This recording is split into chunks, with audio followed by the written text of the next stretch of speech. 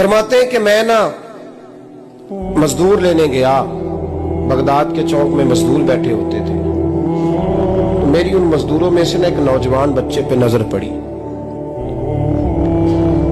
बड़ा कमजोर सा वजूद था, लेकिन चेहरे पर इबादत का निशान था। माथा बताता था कि नमाज का बड़ा ख्याल रखता है। मैं उसके करीब गया।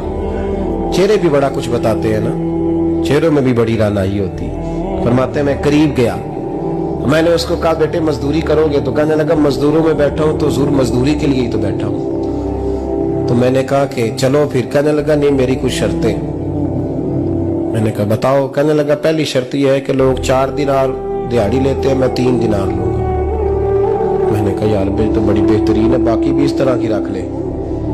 उसने कहा हुजूर दूसरी शर्त यह है कि मैं आपकी मुकम्मल बात मानूंगा, लेकिन जब अजान हो जाएगी फिर आपकी नहीं सुनूंगा। तीसरी बात उसने ये की कि हुजूर मैं आपके घर में काम करूंगा पर आपके किसी सवाल का जवाब नहीं दूंगा। कहते मैंने कहा यार तू बड़ा अजीब है, शर्तें तो मालिकों की होती हैं। कहने लगा जी बहरहाल मैं शर्तें लगा के जाता हूँ। फरमाते मैं उसे घर ले आया,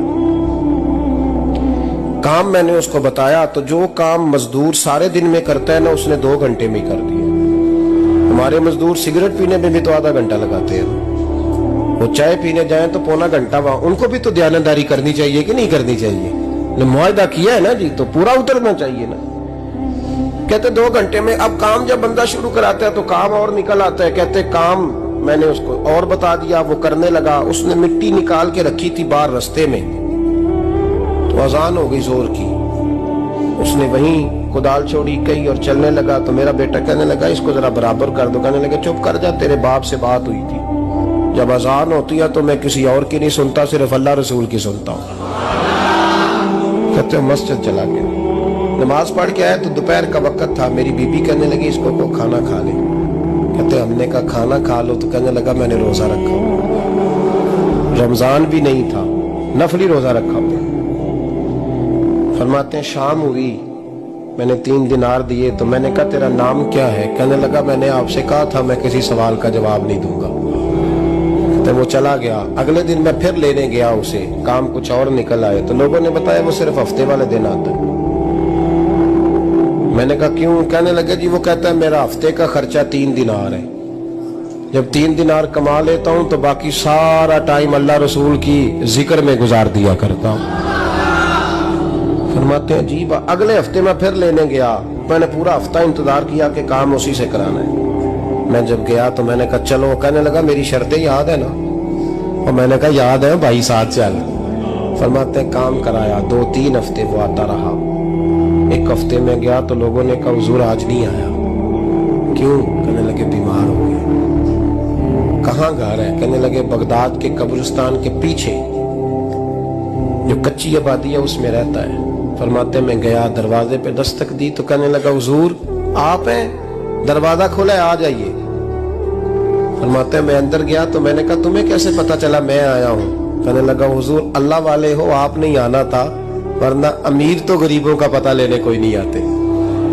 कहते मैं करीब गया तो कहने लगा मैं आपका इंतजार कर रहा था, तेज बुखार है, तप रहा। जेब से कुछ पैसे निकाले। कहने लगा ये पैसे रखने। एक अंगूठी निकाली। कहने लगा हुजूर आज रात को मेरा इंतकाल हो जाएगा, इन पैसों का कफन खरीद के सुबह जनाजा पढ़ के मुझे दफन कर देना, और जब दफन करो तो ये अंगूठी लेके असर के बाद हारून रशीद के पास जाना। आप उसे कहना मैंने मिलना है, पर वो आपको टाइम नहीं देगा। आप उसको आवाज दीजिएगा कि तेरी एक अमानत है मेरे पास। फिर वो आपसे मिलेगा तो अंगूठी दे दे, फिर आप मेरी तरफ से फारिग हैं। हजरत फरमाने लगे तेरा नाम? और कहने लगा हुजूर वक्त थोड़ा है, आज रात मैंने जाना है, बड़ी लंबी माफी मांगनी है रब करीम से, अगर मुनासिब समझे तो मुझे अपने रब से तन्हाई कर दे।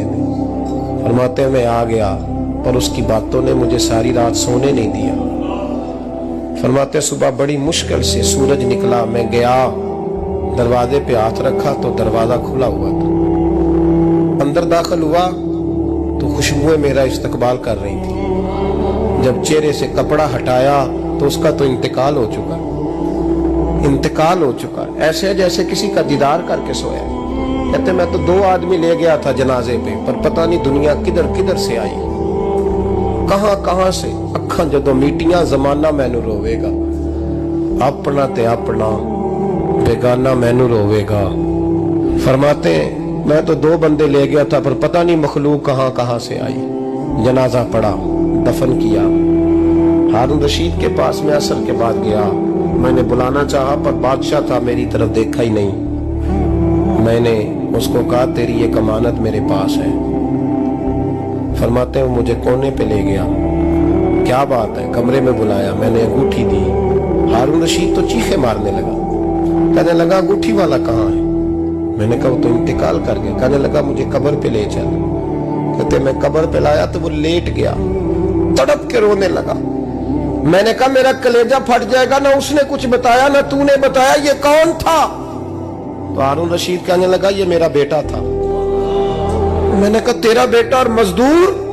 कहने लगा हुजूर ये हजरत दाऊद ताई के पास बैठा करता था, उनका मुरीद था, मुझे रोज कहता था अब्बा तूने बड़ी दुनिया इकट्ठी कर ली है, मरते वक्त तुझसे टांगे समेटी नहीं जाएंगी, इतना हिसाब नहीं तू दे सकेगा।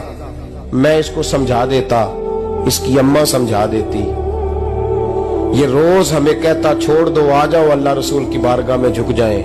हम समझ। एक दिन ये चला गया, कहने लगा फिर तुम्हारा रास्ता और है और मेरा रास्ता और है। ये सोने की अंगूठी गलती से इसके पास रह गई, गलती से हीरे की अंगूठी चली गई। कहने लगा देखो मेरे बेटे ने आज वो भी वापस कर दी है।